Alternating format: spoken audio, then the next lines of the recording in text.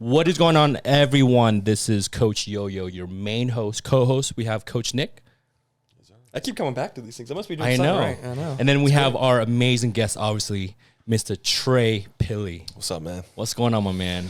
Good. Excited to be here. I'm excited for you to be here because okay, first of all, you have no idea how many comments and likes and people talk about your transformation today. Oh, appreciate it, man. And the fact that you've given us so many clients too. So now I have like a handful of. Did you post it today? His before and after? No, that was like a couple days ago. A couple weeks ago, right after the show. Yeah, right after the show, actually. Yeah. And then so and since then I've gotten a lot of clients from you.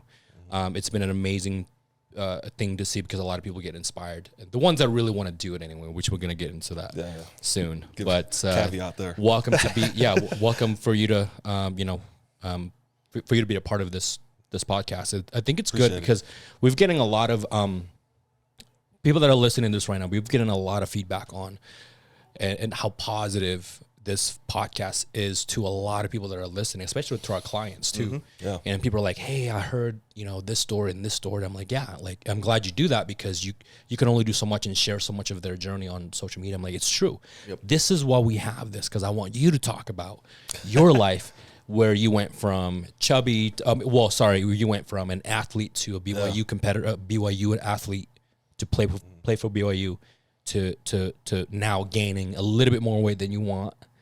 And then back to bodybuilding, and now you're actually doing bodybuilding. That's amazing, bro. Not a lot of people can do that. It was a lot, but it was fun. I'll tell you that, but it was a lot. It was fun. I don't know how much fun that is. I know. Yeah. I mean, show day, it's fun. The process to get there, there's moments where it's exciting. There's moments where he's like, yeah, no carbs today. Well, and then he texted me one day. I'm like, yeah, bro, me and wifey. I'm like, oh, I know. We know. We've been there multiple times. Yep. So let's talk about why you stared. And before we get to that point, let's talk about your background and we always start literally from the beginning. The beginning. Not when you were born. I'll say you want like when I came out the womb? Yeah, or you want, I came out the womb with we want day of the week, we want the time you were born, we want all the details. Okay. I'll dive right in. So born and raised in Las Vegas, and ended up moving to Utah in 2013 when I played football at BYU. So end up just staying. They call this place home, and this is where it's been since. But as far as just like my health journey, obviously I've always been in sports. That's always been a thing for me. Football, basketball, whatever it was, I just love sports. And so always relatively been in good shape, right, sports shape, to where you could play the game and play it at a high level in college. And so once that was all done, I found myself in kind of a weird situation like 2020, and it was a good time with COVID because all the gyms were closed too. So it was like, I don't really have a goal, really, like working out. It's just more so just like, do I just want to do it for fun? Or is it like, do I even want to do it? Was that after you graduated? Yeah. Right after I graduated. Yeah, so I graduated 2019, December. Yeah. Right after that last football season. And I was just like, all right. I didn't really want to pursue anything professionally in the sports. It was a weird time anyways. I was ready to kind of jump in and just live life, right? Yeah. And so it must be tiring though, because I know you guys probably very do 2 days. Don't get me wrong. Like we love soccer, right? Oh yeah. And I don't know if I can do 2 trainings a day, bro. You know what I mean? As much as I love it, was 2, 3 sometimes. To be honest, I think I could. I mean, my dad was the same way. So my dad went to BYU, and he played soccer. That's how he ended up here in Utah as well. But he would be, if I remember correctly, he'd be in the gym from 6 until 7:30 or 8. Yep. And then he would have to go to class all day. Yep. And then he'd go to work, and then he'd go to soccer practice, and then have to go home and study. He's in bed by like midnight and have to do it over again. Yes. So I mean, could we do? I think I don't know if I could, to be honest. We say that with the bodybuilding in the middle of it. We're like, why the hell are we doing this? But then we were like, we look back. They mix that with school, and then all of a sudden, like your entire day's taken. Exactly. Yeah. No, that's exhausting. So it was tiring. And when I finished in 2019, I was like, all right, I got my degree. It was in exercise science. So I mean, obviously, I loved working out and stuff, but I just needed like a physical and a mental break from everything. It was like you put so much time, like you said, Nick, into it, and it's just you want to take a breather. At the time, we had my oldest son too, so it was just like, all right, I'm ready to kind of make that jump into working and providing and doing all that. So doing it, and obviously kind of let the body go a little bit. It happens. You can finally enjoy the food. I was playing linebacker, and I was around like 240 when I was playing, but obviously like a very healthy, athletic 240, and I think I got all the way up to like 280, bro, at one point. I think when I started with you, I was like right under it, but I mean, that 280 was like you could poke it and it felt like the How tall Pillsbury are you, boy. too? You know, how tall? Yes. About like 6'1", 6'2". Okay. I think I've measured in 6'1 and a half, so right in between there. Yeah. How did you run at 240? Because I'm 200. Oh, and I can barely run out of the box in soccer to like make a play. You know, when all die. you do is run in the off season, you just kind of get used to it. Oh my god. It helps when people are yelling at you on the field to run. So that's what I need. I need somebody to yell at me then. Yeah. A lot of explosives, lot of explosive. But Yeah. There's a lot of breaks in between too. Yeah, it's a lot of A to B type. Okay. It's not like soccer where it's just like a constant back and forth. Yeah, no, it's A to B, and then you get like a 15-second break in between plays, and then right back at it, man. And so, it was fun though. I mean, I obviously I still love football. I still have brothers that play in college, so I'm always around the space. And eventually, when my sons get up there, then I'll be Mr. Coach, you know, sideline. But of course, you got to, man. I'm excited to be coaching my little one when he's older. Yeah. I don't know if my daughter's gonna play soccer. She might have like her mom do dance, which is fine. And whatever, We'll see. Yeah, ballet, whatever. I'll support you, whatever you want. I'll coach her. I'll I'll do coach her anything. in ballet. I'm not gonna know what the hell's going on, but I'll see. Number one fan, man. Oh yeah. Always. You'll be there. Always. You know, and that. So, and obviously you gained some weight. Yeah. And then what made you start with us?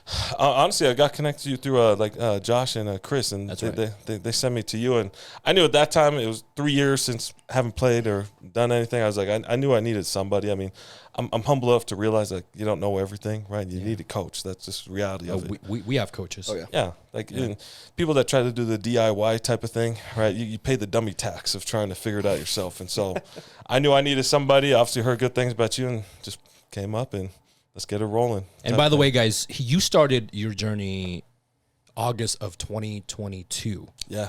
Yeah. Yep. So we've been recomping. Yeah. So we slowly dropping your body fat, slowly dropping your body weight. In fact, you were eating around 3,000 calories at the time as well. So you were at 3,000 calories. I think your T was low too, wasn't it? Oh yeah, no, it was super low. So you're on TRT. And then we got that fixed. And then finally we got to the point where your body is loving the fact that you're eating 3,000 calories and you're losing weight. And then the cutting process, that was tough. The cutting process on a coaching perspective, because we've seen clients that can cut really, really fast. And some clients are like, just will not budge. And there's a lot more than just the TRT. There's something else going on in their body. They're not allowing you to lose that weight. And eventually we'll figure it out. Sometimes it takes us 6 months. Sometimes it takes us a year. He has clients been with him for over a year. He's been with me, God, I want to say November of 21. Really? Yeah. And we made a bunch of progress, and then all of a sudden it plateaued. And it got to the point where I was having him send me a picture of every meal when he was at the gym and doing cardio. Not because I didn't believe him. Well, a little bit I didn't believe him. That he was putting in the work. So I'm like, you should be changing. And nothing, no matter what. Carb cycling didn't work. Increasing, decreasing, nothing worked. And I felt bad because he had been with me for so long. And it took finally until this year is when we figured it out. He has a lot of gut health issues. So I put him on a low FODMAP, which means just, low fermenting carbohydrates in the stomach, low fiber.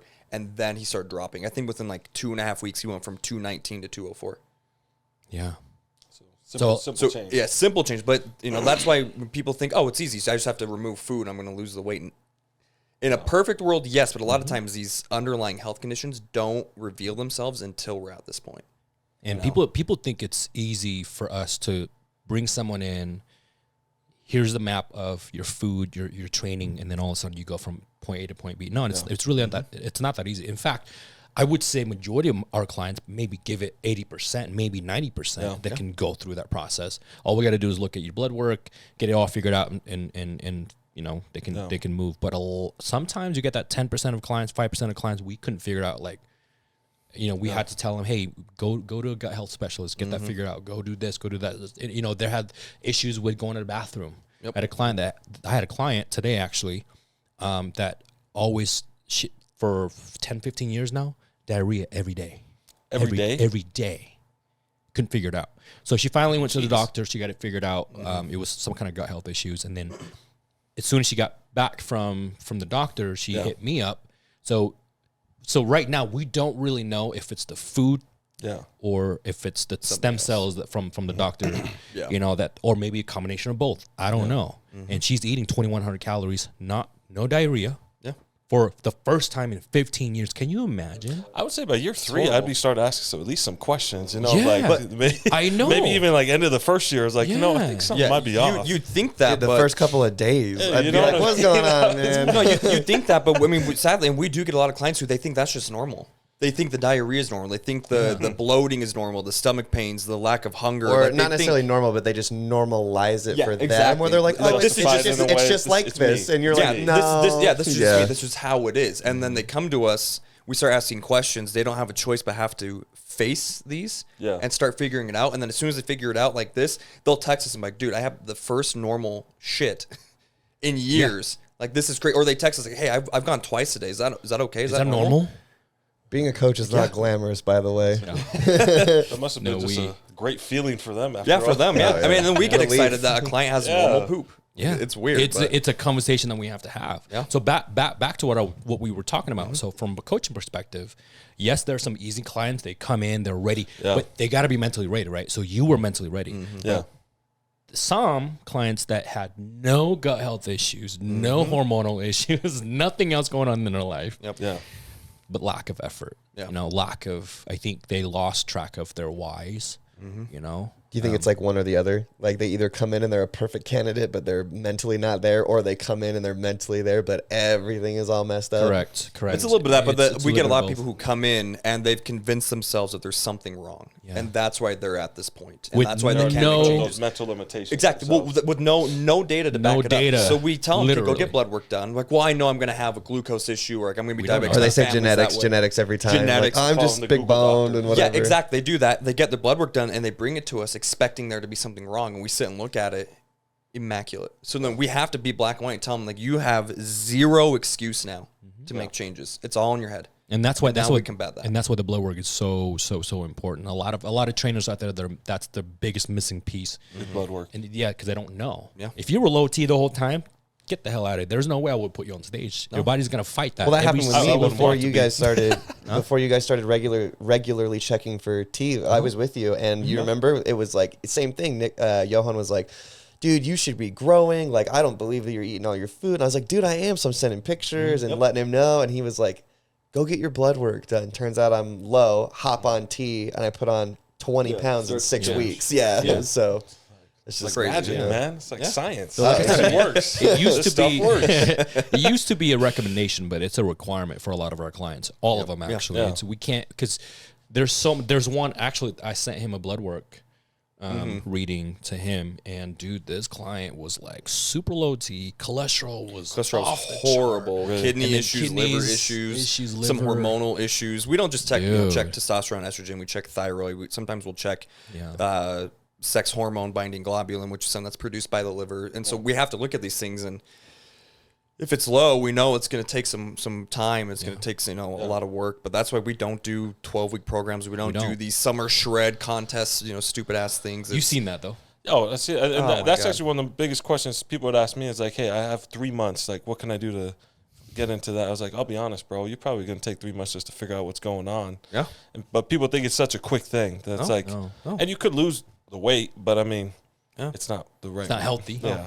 I mean, It's they not didn't put all that weight on quickly, right? It didn't happen in 3 months. Yeah. No. Happened in 3, 4, 5 years. Yep. So you started with me at around 280, maybe I think slightly below. I think you were Slightly below. 275. I think like 2 weeks before I was like 280. But I Yeah. was like, when I knew I was starting with you, I was like, okay, let me try to get back in it. Let me try to get back in it. And You were like, in fact, a lot of my clients are actually that way. Yeah. In fact, before they get into the consultation, like, I started to get healthy this week, and I'm like, All right, so what is that? What does Earlier- that mean? just- Earlier that you know? day, yeah, really, Like, I've only gotten Del Taco twice this week. yeah, instead of every Instead day. of 3 times. Yeah, right. and we joke about it, but sometimes that's a win That's for a some win. people. It That's is. a huge win for some people huge where they're win. like, I only ate out Subjective. once this week. And you're like, Like, around the time I started with him, I was eating Chick-fil-A 10, 12 times a week. Yeah, dude, it's I was crazy. just, blame you. it just sounded, I'm like, yeah, I'm going to go get it. I'd pull up to the one in the district. They would just walk out, hand me the food, and I'd just have them a credit card. They paid. They just, as soon as they saw my card, they knew what I wanted, which is, I don't know if that's a good thing. hey, what's up, Nick? You back again? Yeah. Like, same, the usual. I'm like, yeah. Yeah, so 270s, and then we dropped to like 240s, Yeah. 245. And then we were there for We were there quite for some a while, time. like yeah. 4 or 5 And months. then we're like, okay, let's start prep. and then that's when we got really aggressive on our cut, super on a deficit. What show?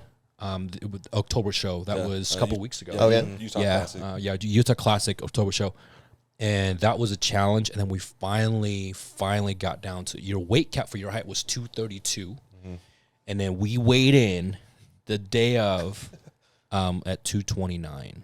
So that was like that was the lowest I've been, honestly, dude. I think even since like 2013. I think that was the last time I weighed that light.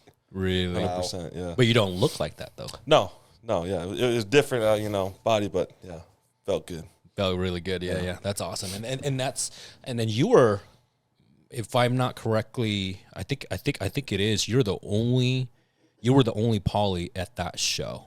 Yeah, there's one other kid, but he was in men's physique. But other than that, So it's not very much. I mean, because there's a lot of Asians. Asian has really great genetics for small waist, right? Yep. There's a lot of Filipinos and stuff like that, but we don't see a lot of polys, man. And in fact, and I want to talk about that for a second. I've coached a lot of polys before, and out of all, I mean, don't get me wrong, they lose 20, 30 pounds, whatever, in a matter of 12 to 24 weeks, if that, and then they quit. They finish with the program, or they think they're finished with the program. They just didn't want to continue because it's hard. And then they gain it all back. You're the only person as of right now, that made it through a transformation and still able to live the lifestyle. Yeah. And I think, and you had to deal with a lot of criticism from probably your friends and family within the community because of what? I don't think, honestly, I didn't get too much criticism. A lot of it was more so support. Good. And more so very positive in a way where it's just like, I'm glad you're doing it, right? Would I do it with you? No, but I'm glad you're doing it, right? Because it's one of those things, right? It's almost counterintuitive just with the diet and the time you got to put in to do something like that. Because the culture is very much how it is, right? There's certain foods that are really good, and that's kind of what to expect at all, the gatherings and everything. But in reality, it's just not really healthy for you. A lot of fatty foods. A lot of fatty foods, a lot of starches, a lot of carbs, right?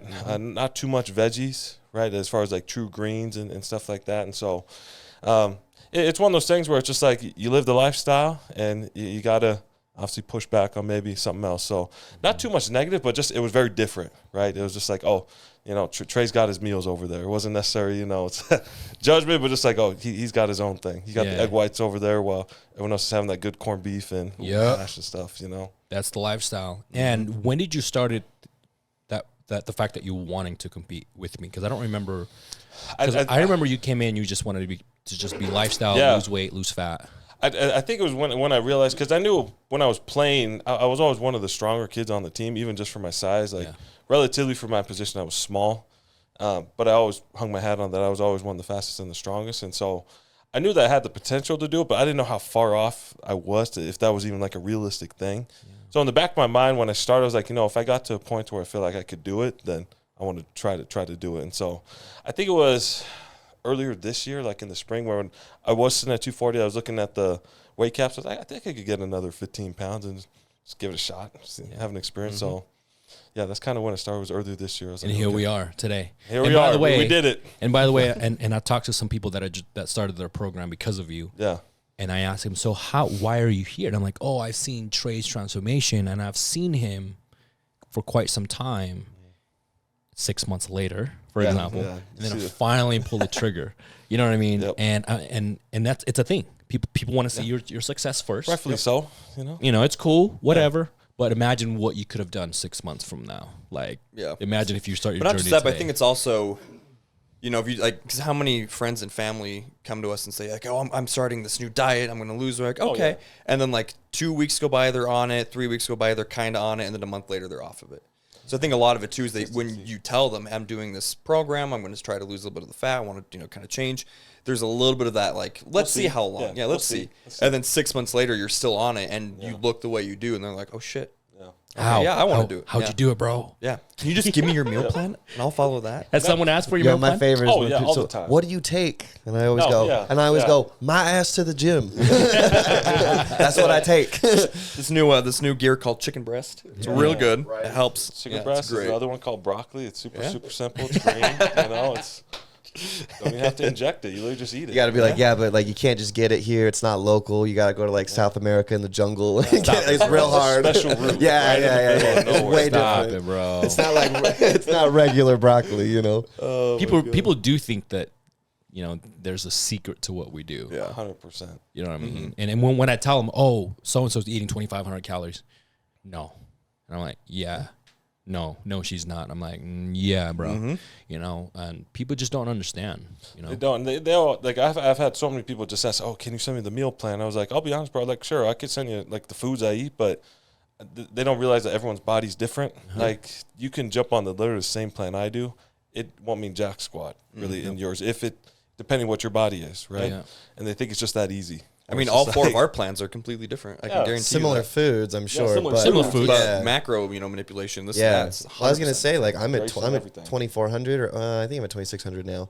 But there's like sometimes some of his female clients are at almost as much as me, 2,400, and they're 5'3", 110 pounds. But that's what works for them. And then there's some people that are smaller than me that are on 3,000 or bigger. So it just depends. And it depends on what you do for a living too. You know what I mean? So we look at a lot of that aspects that we don't just, if you have a very sedentary job, obviously the caloric intake is a lot, a little bit different than people that are working in constructions and things like that. Got to find a way to be active, man. Yeah, A lot of desk jobs and Zoom calls nowadays for work. People want comfortable. They want leisure. Yeah. They want to wear sweats and flip flops and not have to do anything. So you started your prep in June. Yep. And then he had a prep through July 4th. I think you might have went through vacation. I went. Did you go to vacation? No, but we had my little brother's wedding in August. Oh, yeah. I planned to not travel any time during then, but Yeah. I mean, we had little events here and there. I was like, all right, And Head how down, did you we'll go. manage? How did you manage the food? Like what? Hey, we were so busy. We were helping him set up the whole wedding. I mean, Polynesian weddings. I mean, it's not like a small thing. So I was busy. It's a party, dude. It's a party, man. So it was more so just keeping me busy, staying set up, right? And I was the MC, so I was busy during the whole wedding anyway. So Yeah, that's dope. That's dope. Oh, I didn't know you were the MC. I was the MC, yeah. Man, this guy. So It's Trey, MC Trey. Yeah. And then so you went through, and what part of your prep you would say the hardest point? Oh, I mean, I think it was those last 3-4 weeks, man. It's when you've been in it so long, you're almost getting like that, not only physical fatigue, but just like a mental fatigue, where it's just like, man, I just want to eat something. I'm tired, It's, you got work still, you got family still on top of it, so it's just like, I got to make it 4 more weeks, man. That's all. And so you're just counting down, almost like the hours, like throughout the day, where it's just like counting the next hour to the next meal, and count out your next hour till you get take a nap or sleep. There was one time me and Yo were lifting, and he goes, "Oh, bro, I almost forgot to tell you, blah, blah, blah, blah, blah." And I was like, "Oh, sick, dude." Not even 5 minutes go by. We walk away. We go into his office, and he goes, "Bro, I forgot to tell you." And he starts telling me again. And this was like 4 Prep days brain, before man. his show. Yeah. And I was like, "You just told me." And he goes, "I did." Yeah, prep brain is real. Just told me. Yeah, prep brain is real, and that was, and we were hitting like 0 carbs. Yeah, no, I think we were on 0 carbs, dude, for literally like 3-4 weeks. Yeah. Just to make sure that we was clear. Yeah. We made by the thread, Yeah, made we by did. the inches, but I mean, you had refeeds, right? Yeah. You had Oh, some yeah. high carb days Yeah. for sure, but don't like he's not just no carbs for 4 weeks Yeah. straight, Caveat, ladies and okay. gentlemen. Yeah. Check it. No, doesn't work. We're not keto over here. But you basically load 8 where we're just depleting you. Yeah. We got to make sure we make weight, but also in return, obviously you start to look a little bit more striations on your body. You were shredded. I remember the week of the show you came in and we did like a little pump up. Yeah.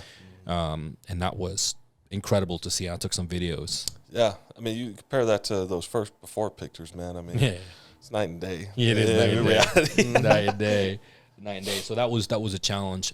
So how did your family adjusted to this? When I jumped into, obviously, me and my wife had a lot of good conversation, even throughout the whole time, right? It's like, I told her in the beginning, I was like, hey, if I'm going to do this show, like, this is kind of what to expect. Like, and it's going to take a lot of time. And she was 100% down. And she was 100% down the whole time, right? I think there's always little hiccups here and there, naturally, by virtue of the curse, right, of bodybuilding. But she was always been the best. She's always been my number one fan.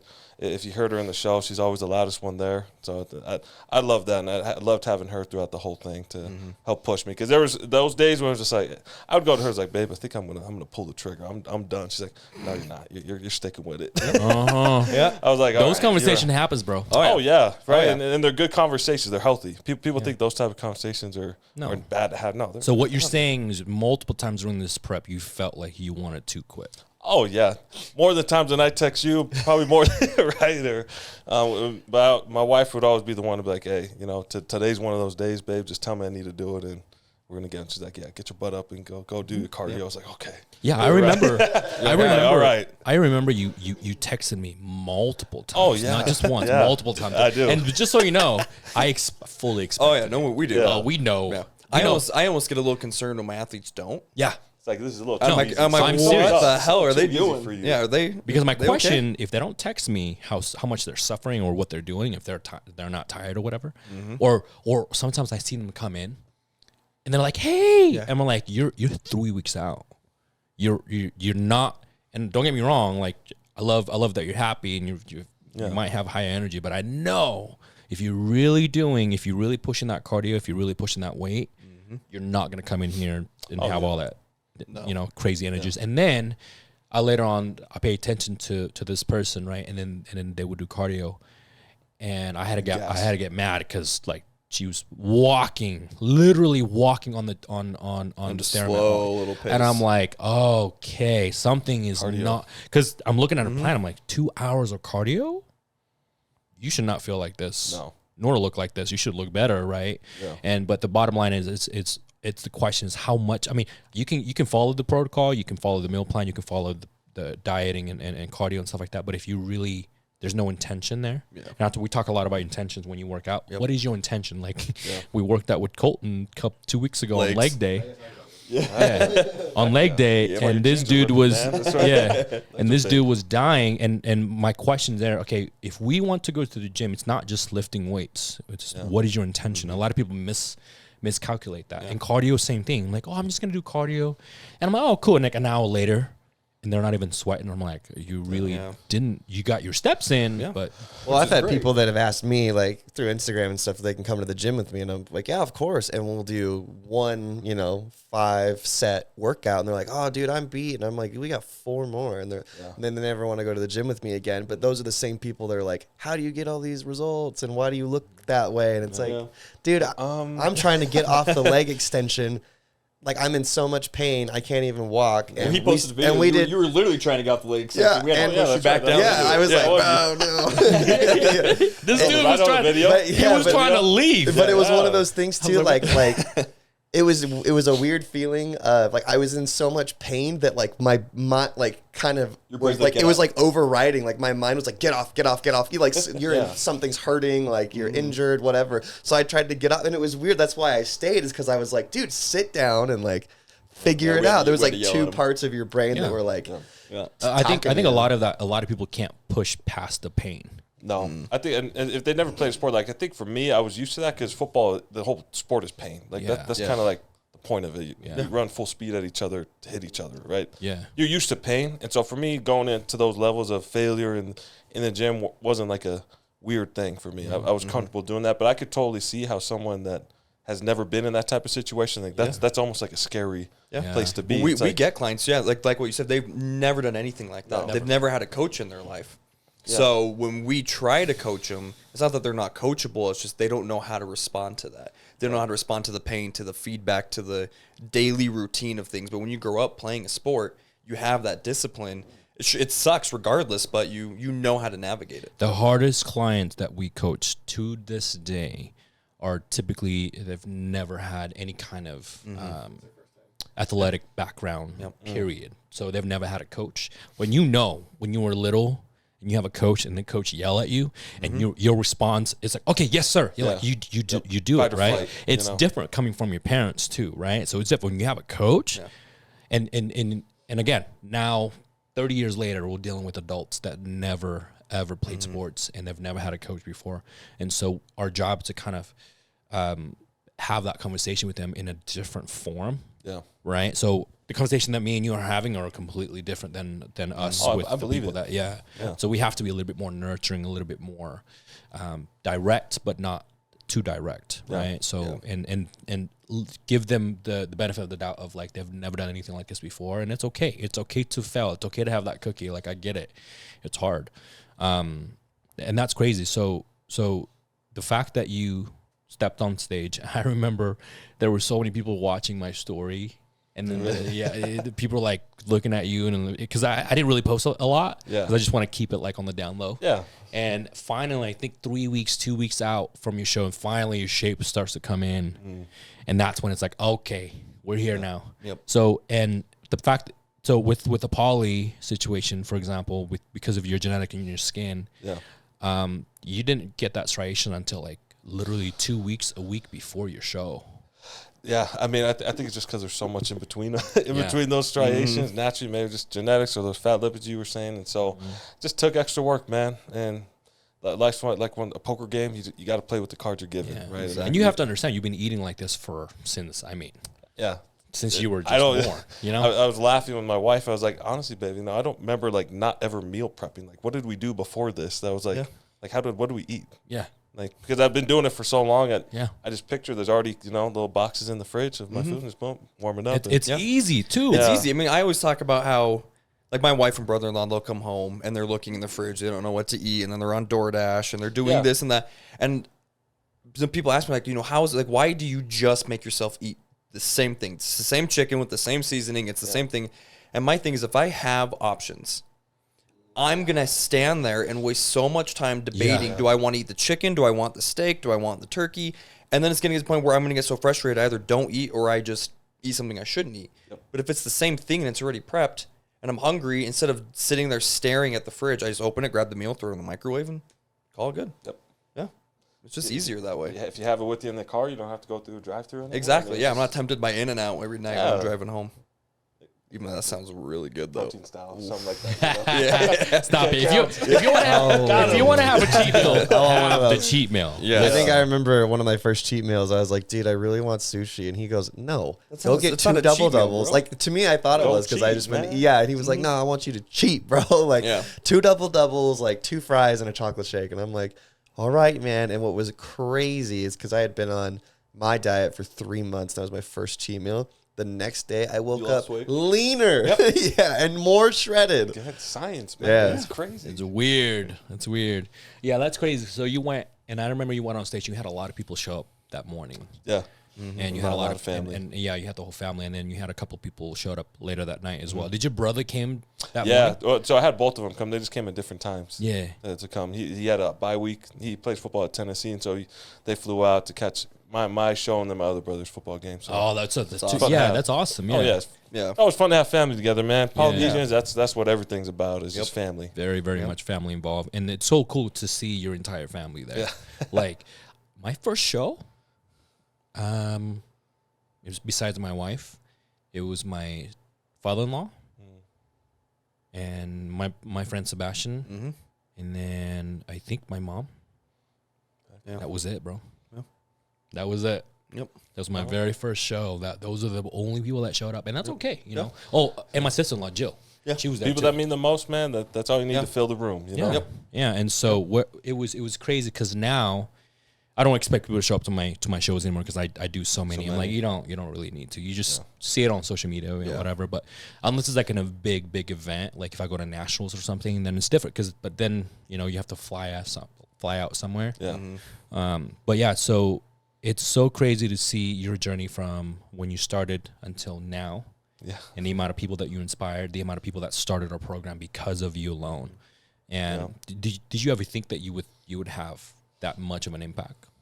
Not really. I mean, I knew, just from conversations with people that they follow kind of what I do in some ways, but I never expected to be like that. For me, I did the whole journey for myself, right? In a very not selfish way, but just I respect myself enough to do it. And so I think that's ultimately what kind of clicked for some people is like they can do it, right? And there's no limitations. Anything that is like that, it's from your own mind. It's not from anyone else. So you mentioned that you and your wife both meal prep? You were talking to her about that. So is she pretty like active and healthy too? Yeah, no, she's always. So what was the experience like going through prep and everything with your wife? Like, what was that? Do you guys go to the gym together?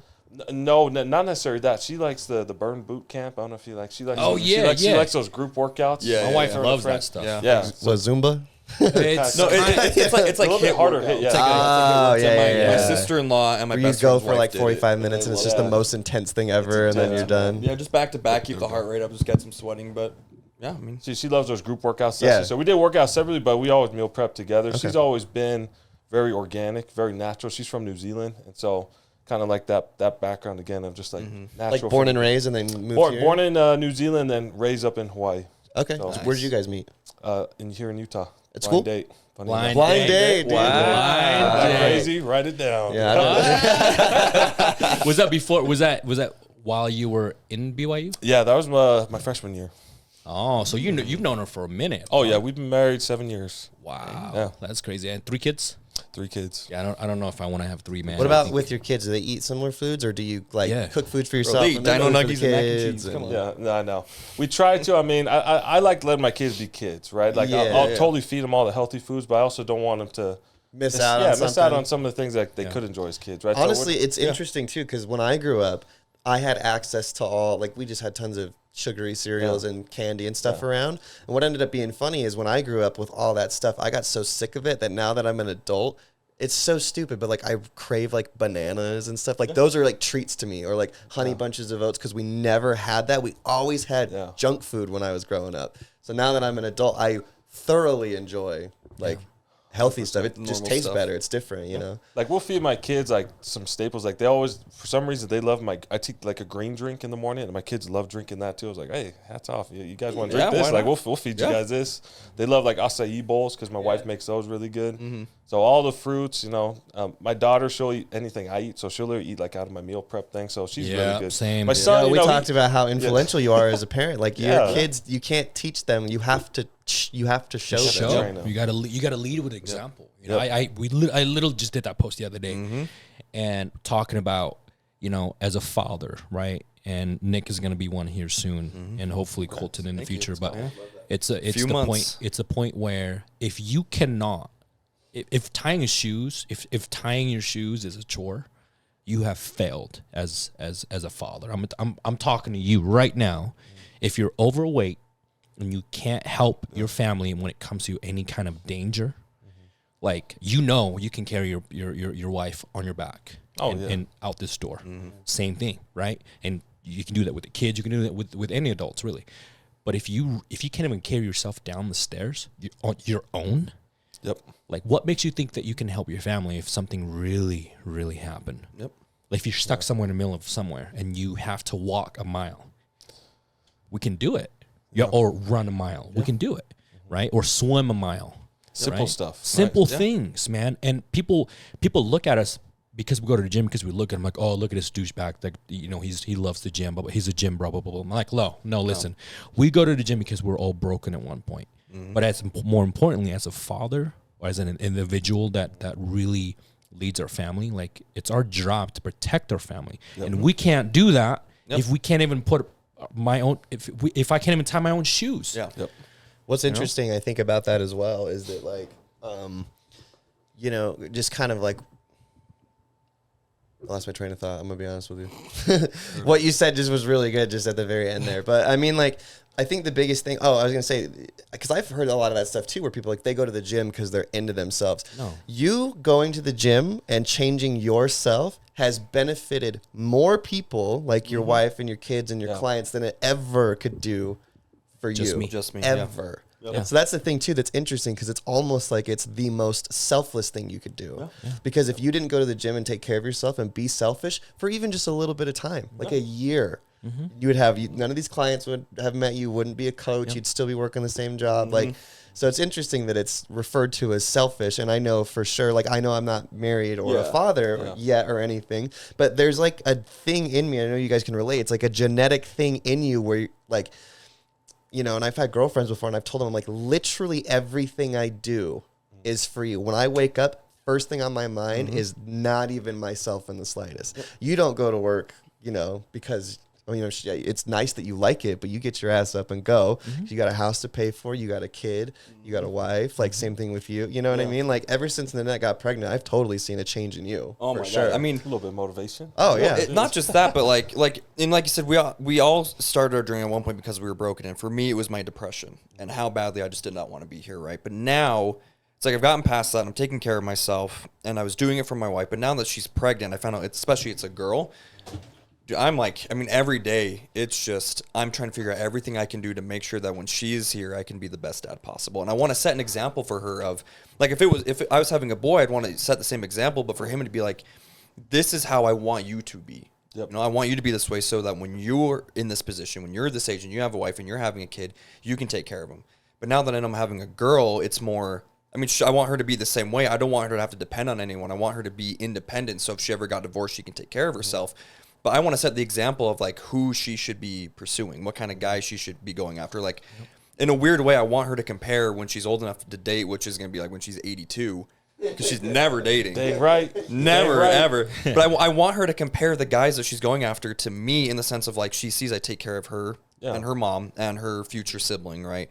That I provide, I'm doing these things, I'm taking care of myself, I'm teaching her values, and I want her to look at it from that angle and be like, if this guy doesn't do what my dad does, then there's no way in hell I'm going to even settle for that. Yep. So that's why I'm doing it. And because I want to take care of her, I want to play with her, I want to chase her, you know, all these fun things. Little things like Can't do that if I'm sick. Opening a door for your spouse. Yeah. You know what I mean? Like, or date nights or whatever. But not stopping that. No, People exactly. will do it, get married, and stop. Yep. Yep. And having date nights are very, very crucial as far as, you know, being a parent, right? Oh, 100%. But I'm not just talking about dads, you know. If you're offended and you're a father and you're out of shape, this should be a wake up call for you. Yeah. This should be a I've wake realized up that call. if someone ever says something and I get upset, it's usually because it's about me. Yeah. Yeah.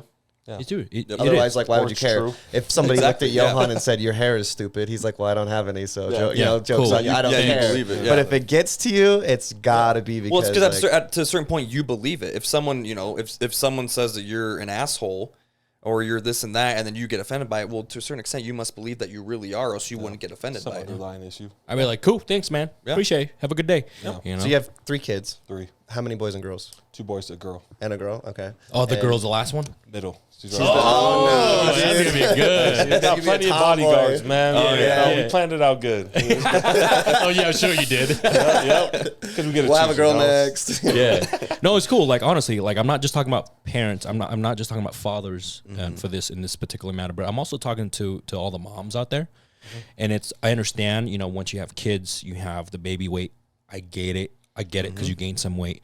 But we've coached a lot of moms. A lot of moms. And- We just had a mom 9 months postpartum do a show. Yeah. She just had a baby, her 6th baby. Yeah. On the in December 6th. Yeah, for her. Number 6, not first. Yeah. In December, and then I put her on stage with you at the same time. Oh, yeah. Yeah. I didn't know. Yeah, and so she's gonna be in our podcast here soon. But again, it's not just the father. It's if you're a parent, mom or dad, especially the dad, and also the mom. If you're a single mom, listen up. Like, should be a wake up call. If you can't protect your kids for any when it comes to your physical, like there's a video that I saw where The dad in the stroller.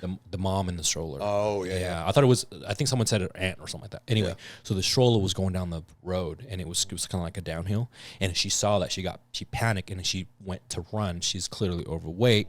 She went to run. I think her knee dislocated or snapped or ankle. I can't remember what it was. So she can't get up.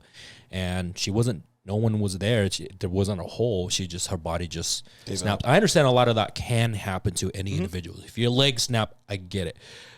But come on, bro. Like, if you're overweight and you make it that much easier for your body to break. When it comes down to saving your kids, for that matter, dude, that video was really hard for me to watch. But not just that, but how many people do we get who come in and tell us, but because of the way they were raised, there's a lot of like underlying issues with what they eat, with self-image, with stuff like that, and stress. they learned it. Yeah, they learned it from their parents, and to maybe no fault to the parents, but sometimes it is their fault. Like we've gotten clients who say their moms would tell them when they were kids that they're fat, that they're ugly, that they're this, that they're that. They would make fun of them or get mad at them when they're eating ice cream. Corey said that like her mom was like, carbs are bad, and she never forgot. Her mom told her when she was like 8, and so when she grew up, or I think that was her, but you remember somebody said that, and then they grew up believing that they couldn't eat carbs. And it's like, but why? Who told you that? Yeah. You know? Yeah. No, I think for the kids, man, the cure to all that is if they don't see that you or the mom or both of you guys have standards, they're not going to have standards when they grow up, right? And that doesn't necessarily mean, having like these black and white lines, but just like the standard of being your best at all times, right? And so, whatever that looks like, whatever that is for you, your kids absorb that, right? Exactly. They absorb it and say, okay, Dad does this, so I want to try to do that too, right? It's not even like I don't even have to tell him to do stuff, right? My son, he's old enough to kind of listen and observe. He'll naturally follow the things I do, and so puts now the pressure on me, right, as a dad and keep setting that example. To keep setting the example, and for good and bad, right? As far as things I do, you just got to continue on. So it's an easy driver, right? And you'll see when you get. Do you think that there was like a big mindset change for you? Like, so you and your wife, were you married for a while before you had kids, or was it pretty shortly? No, after? we had a kid after year 1. Okay, year 2 was when we but do you think that like? Can you kind of reflect and talk about maybe how things changed for you going from, like I said, I've pointed out with these guys too, before he had his baby, dude, sleeping on the couch at work, calling out, whatever. And then chilling. As soon as she got pregnant, dude, I remember we were talking, he's like, we got to grind, man. Like same thing with Nick. Do you think, can you kind of talk about your experience from like before to, even presently? It's funny. So I was still playing football. I was still in college when we had our son. So for me, there wasn't much I could do directly, but it just added additional motivation to where she got pregnant my junior season, and then obviously he was born that summer, and so he was there my whole senior season. So being on the field, playing and then looking up, and now usually I'm used to seeing my wife there, but now I was like, oh, that's Trajan Jr. right there too. Like, he played good today. Right? He's watching. He won't remember this, but no, I mean it just adds on a whole new phase, right? It opens up a piece of your heart and your mind that you never knew existed. Right? Was that coming across your mind when you did your individual routine at night and then your kids was there? Oh yeah, I could hear my daughter's the loudest one. She's a lot like her mom, and so I could hear her during the "Hey Dad," yelling from the crowd. I was like, there it is. Now I know she knows that her dad, he's ripped up and he'll beat up all the boys. He'll try to date you, right? Yeah. I love that. No, 100%. I mean, I love them seeing me do something. Yeah. Right, and I think that's where a lot of parents miss, right? They try to put everything into their kids, which is great. Like, that is one of the most selfless things you can do, right? So you're talking about, like you don't play football or you used to, and then you make your kid do it to kind of live through them versus showing them, like you doing, kind of in the reverse. Almost like a time thing, right? They devote all of their time to their kids. Yeah. They don't show their kids something they like doing. Right, they're not setting the example like, hey, I'm doing something. Be like an individual. Yeah, right. I'm doing something I love doing, and because I can do it, like so can you. Yeah, and they just push it all on their kids. Like I heard that growing up from both my parents. Like enjoy it while you can, because you cannot. Which I don't understand that, because my wife and I have talked about this. I play soccer twice a week, and that's not going to change when our daughter's here. And she was a professional ballroom dancer, and once she's healed and recovered, I told her we're getting you back into it because she loves it. And I want our daughter to see, I want her to come to the games and see and be exposed to that, be exposed to the dancing side of things, to the gym. Even she's never going to bodybuild. That is a hard no. Your daughter? Oh God, no. No, she's not. No. Yeah. Next thing you know, she doesn't want to do ballroom. She wants to take trend. Get the hell out of here. It's like, but it, like you said, it's. Parents put so much time into their kids to make them do these things, but they don't share their own interests with them. 100%. My dad did that with us, and he gives me shit for it, but my dad did it with me with fish, and so I have a bunch of fish tanks. My dad and I have that together. We play soccer together. We go to the gym together, and I got my hobbies from my dad. Yep. It's so if I can share something like that with my daughter, and I play soccer twice a week with my dad, and it's fun. If I can do that with my daughter, it'd be amazing. Did you know that you were sitting next to Tank Sinatra? Tank Sinatra. That's it, bro. Yeah, bro. He had a whole aquarium in his. Yeah, and we didn't know. He kept it a secret. I have 13 tanks. In your house? Yeah. So they're all in your house. Water bill's cheap as hell. It's not like the cheap gravel and like it looks like just like the he's shitty trying to tank. defend himself right now. They're planted. They run themselves. I can get all 13 of them taken care of in like 30 minutes. Out here. Yeah, no, for real. No, people don't know how big of a nerd. We didn't know. No one knew. Nobody knew. And one day, I see this thing that's like people you may know, and it says, you see one of my, Nick Aquariums on Instagram. I'm like, what? And I was like, oh, you have an Instagram? Yeah, and I was like, just for fun. I'm like, bro, who is this? So I look, and it's got a picture of Nick, and I sent it to the group chat. I was like, bro, someone's pretending to be you, and he goes, no, that's me. Yeah. So you have Pretending to all these be fish me. tanks in You got your all- house? yeah, you got all Not these like an fish. OnlyFans or anything. Yeah. They pretend to be me because of fish. Yeah, I was like, that's embarrassing, but yeah. Yeah. We hella trolled them. Oh, yeah. They dude. still do. I had So no good. idea, man. Yeah, it's I had no idea. Some fish flaps. But the bottom line is though, I think leading with example is the best thing that you can do for your kids, because at some point, bro, they stop listening to your advice. Oh, yeah. You got to know show what I them. mean? You got to show them. You know what I mean? You got to live the life that you Well, want if to you live. don't give them a reason to listen to your advice, they're going to stop. Yeah. Like my dad always gave us a reason to. We'd listen to what he had to say, and if I felt like I wanted to follow, I would. If I wanted to try my own thing, I would, and he would let me. But if I failed, he would be there like, all right, bro. But your dad's a perfect example of like he'll tell you something and then go do it. So not only do you have the wisdom, but you have like the witness of that, you know, like as well. Yeah. I think me and maybe Yo was a little different, where your parents always told you to do something. dude. Like I was always then they wouldn't do told it. to do certain things, but I never like saw it. And I truly feel like it was way more of like, it felt more like a like magic fairy dust when they were like, if you just do this, things will work out for you. And I was like, why haven't And a you lot done of that, then? and a lot of that, I think, honestly, has to do with, you know, I appreciate my parents and what they've done for me, right? And I had nothing against that, but I think a lot of that too, when you're a parent, if you worry about your financial every day, every week, yeah, I mean, you're gonna work a lot. You're gonna be grinding 12 hours a day, and you may not see your kids. You know what I mean? Like that stuff like that does happen, And you got to you do know, it. Right? and you Yeah, have gotta do what you to get gotta it do. done, but that doesn't mean or give you an excuses to feed your kids garbage and yourself garbage. But yet you treat your car like it's a king of everything. You know what I mean? Like you change your washing tires, it, you change your detailing it, you detail oil your car, changes, all that. oil change, you do all this stuff, but you don't treat your body the same way. And you may not live. The car can live 100 years, or more, Yeah.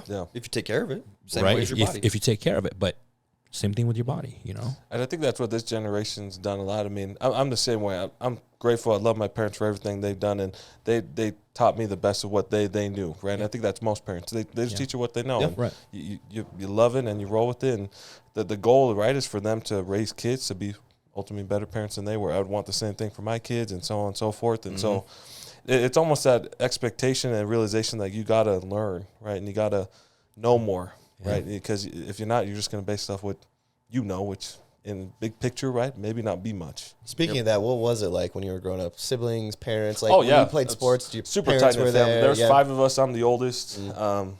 Grew up in Vegas. Very, very close family. I have 2 brothers, 2 sisters. I lived in Vegas for a couple years. What part? Okay. Like the North Las Vegas. Okay, so I lived in Tell me like below Summerlin, over in Mountain's Edge, right off of Blue Diamond before you go to Red Rock Canyon. Oh yeah. Yeah, I lived right out there. Okay.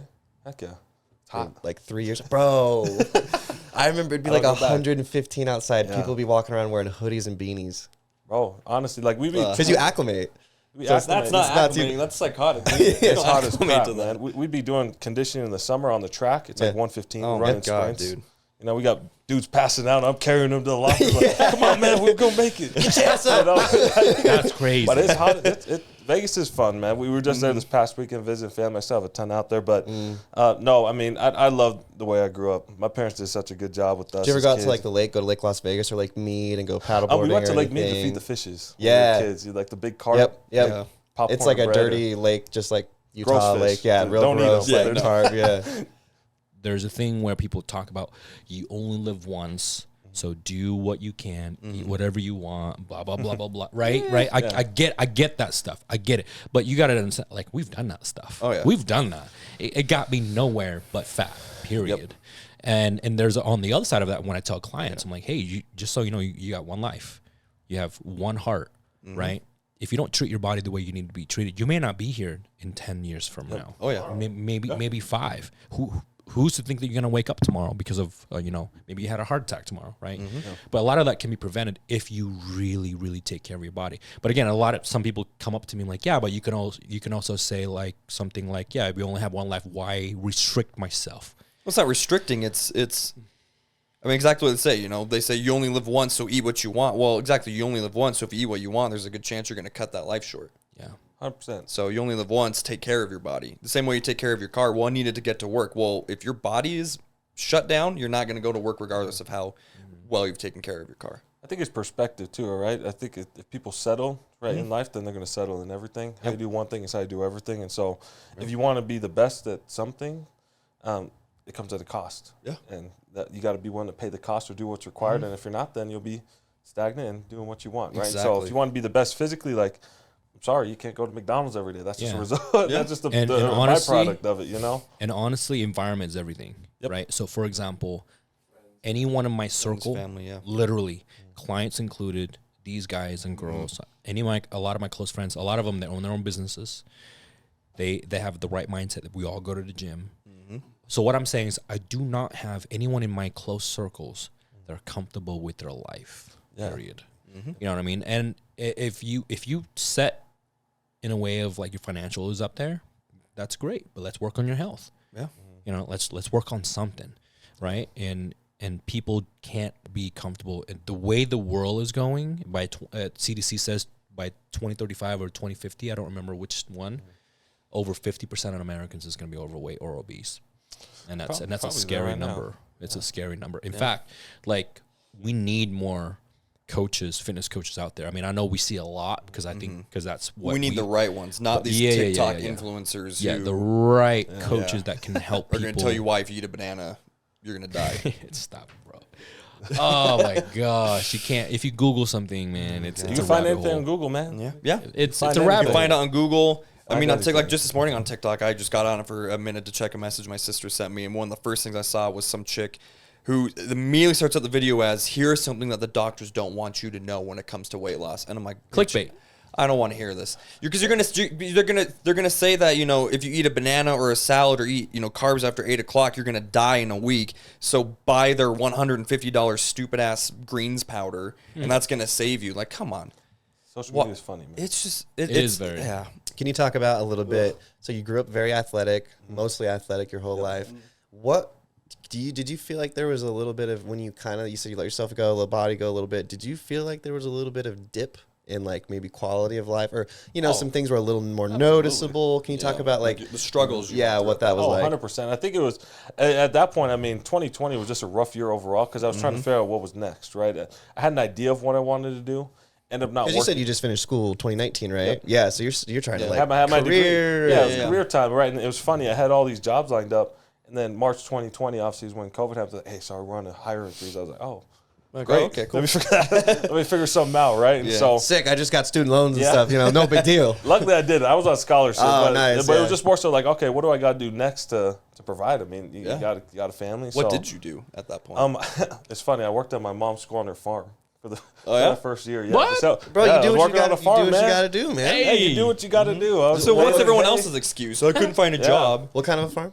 It's literally like a farm, like cows. Yeah. It's at a school out in PG. Nice. It's a little charter school, but they have like a mini farm. that teaches Agriculture kids. like group or whatever. Yep. Yeah. Yeah. Wow. So I was, Dude, I just grew doing up- labor for like that summer, then gone to some sales, and then Yeah. everything's done. I really grew well up since farming. then. My great grandpa lived. Really? He lived on a self-sufficient farm, and so during the summer when my parents didn't want nothing to do with me, I'd go work on the farm and feed the cows and friggin' shovel hay and fix tractors and stuff. It was funny because like in June, it was they wanted to build a pond, so they asked, hey, can you go dig the hole? I was like, oh sure. Like, how deep you want it? Like, oh, we just want it 10 by 10. I was like, 10 feet deep. I was like, okay, what was it? So middle of the summer, man, just digging away. I was like, last year I was a football player, star, I was feeling good, Now I'm out here digging freaking holes in the middle of the summer, man. That is hilarious. It was Start calling fun. you caveman like that movie Yeah, Holes, dude. and it was one of those things where just like, what, I just, my focus was just providing. And obviously everything's done really, really well since then. But that first year was really kind of telling as far as just like what I wanted to do for the next. I gave you some time to think. You were like, Yeah, what? when you're digging a hole for a few hours, you have time to think. I'm real proud of this hole, but I don't ever want to do this again. But No, it's it's amazing though, recommend it, because you took that job. I mean, who the hell would want to go dig holes and do Yeah. farm work in the middle of summer? Especially during a pandemic, no one. But Yeah. you did that because you had to provide for your family. And I see people on Facebook who are saying, I just lost my job. I need a job that pays minimum $20 an hour that is work from home that isn't on the phones. It's like you cannot give be. you- You have a high school diploma. Who the hell do you think you are to sit here and say that you need minimum $20 an hour, but not on the phones and has to be work from home? And to add with that, Get outta here. I need help to pay my bills. Here's my Venmo. Yeah. Have you seen that before? Like a Yeah, my GoFundMe birthday's coming up. Here's my concept? Venmo if you want to get me something. It's like at that point, no. I was like, nah, bro, you No. drive a Mercedes, bro. I know where that money's going. Yeah, but You know people what I funny mean? too because they're like, hit me up, job offers. I'm desperate, and then someone will like comment and be like, "You get it worked here," and they're like, "Nah, no thanks." Want knock Like, doors? Yeah, like, yeah. like, all right, I guess you're not really. Are you that desperate or are desperate. you just entitled? You know, it's the same. It's the same thing with health, though. You know what I mean? 100%. Like people think that this is easy, and it's not. It's hard because, but guess what? Being fat is hard. Being overweight is hard. Being in the hospital being in is the hard. hospital is hard. So choose your heart. Yeah, like it's paying really for medical bills is just as expensive. If anything, it's cheaper to buy food. 100%. You know, And people look at our pricing like, oh, you guys are very expensive. I'm like, yeah, you're overweight. Yeah. So you would rather spend 50,000 up to 100,000 doing a surgery than pay us this amount of money? Like, Well, they said that we're expensive, and then they're like, well, you don't understand how expensive food prices are now. I'm like, okay, but take all that and then compare if you are in the hospital a few times a year. It's going to be the same, if not a little bit more expensive. So why are you okay budgeting, you know, and trying to figure out what to do if you end up in the hospital than you are budgeting? And food, it's not that expensive. I'm sorry, but people are telling me they're spending $1,500 for just, you know, them and their spouse a month on food. My wife and I asked her the other day, someone told me that. So I'm like, babe, how much are we spending? There's And not she's like, discipline in- at discipline. most, like $600 a month. I'm like, exactly. Like, you can buy bulk chicken. I mean, I get my food is boring as hell, but how are you spending $1,400-$1,500 at the grocery store every month? Yep. Like, what are you buying? I don't know. We're a family of 5, and we don't even spend that much, to be honest. I mean, my kids eat the whole freaking fridge every week. too, Exactly. you But, know? even if you did, I could understand that because it's a family of 5. But if it's just a couple, That's a what the hell are Nick you buying? eats like he's a family of 5. I do eat for a We- family we- of 5. we- How that we- food is right now, my we God. do eat a lot. Yeah. That's Bro, it's the one thing. ridiculous. So do you have any advice that are people that are listening to this right now, especially with your kind of background or with the poly community? What is your advice to them? Really, I think it's just realizing that you can do things that you want to do, right? Specifically health-wise, and it's completely within your reach. It's simple as that, right? A lot of them, even myself, you find yourself in a very comfy state. That's kind of the whole idea of Polynesians, right? You go to Hawaii, what is it? The laid-back state, right? You go there to relax. You go there to chill on the beach, right? And that's just a lifestyle, and that's totally great. Like, I love going there too, but you got to realize that there is more to life. There is more that you can achieve and be, and I think a lot of them are just trying to get over that mental hump for themselves. So the advice would honestly be like, set some dreams and go chase after them. Like, don't let anything stop you. Yeah, and don't let the genetics stop you. It's a myth, right? Like I said, life's poker. You have cards to play the game. You're just choosing not to play it, right? And I'm not saying it's going to be easy. I'm not saying it's going to be easy as someone like Nick here, right, or someone else, but. No. If you want to play that's a great analogy on that. If it was easy, we wouldn't have a job. Yeah, exactly. And even if you were to take it like a little bit further with the poker analogy too, like you also don't know what other people have in their hand. You might have a terrible hand, but you might have the best hand on the table. Yeah. So you can't fold and then like lose. You got to play with your poker face because those people with worse hands than you play better poker than you, and they get more. How many times have all of us seen you're like, that person right there does not deserve. I don't know how they figured all that out, but they did it, and it's like they just played their face and went for it. And I'm sure people think about that of me. You know, people that have seen me through middle school, high school, college. They've seen me. You know, they know who I am. But I'm going to tell you this right now, like, personality-wise, I'm the same, but I'm a totally different person than who I was, you know, back then. And so, and you should change, and it's okay to change, you know. And I think, and people see what I do now, and you know, I love when people say this. I'm like, hey, bro, it must be nice because we went to Mexico. Oh, it must be nice to have the houses, the cars. And I'm like, y'all, listen. Could be you. Dude, it is nice, but you know what we had to do to I get to this remember talking with him. He's like, dude, we got to make some videos or something. He's like, I couldn't pay my car last month. He's like, I haven't, you know, when you first started, made my car payment. And so people want to be me now or us now, but they don't want to be you when you're at your lowest, you know? No, they love all the wins, right? They love the materialistic side. Yeah, you love winning, but when those losses and you got to try to fix things, it's like, I'm good. But I got to tell you though, from the bottom of my heart, I just want to say I'm proud of you for going through this transformation. Appreciate it, man. There's not a lot of poly can make that you know what I mean. I only know a few Polynesians that can actually go through this program. Oh, thank you. That are actually currently still in the bodybuilding world today. The fact that you show up for yourself, you show up for your family, you show up for your kids, that's massive. And the fact that you have such a big impact in the poly community, in the football community too, and you're changing your life and your physique for the better.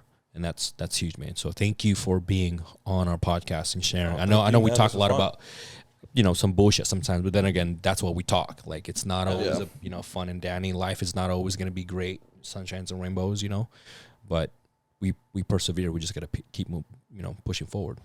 Oh, thank you, man. What's next for you, Trey?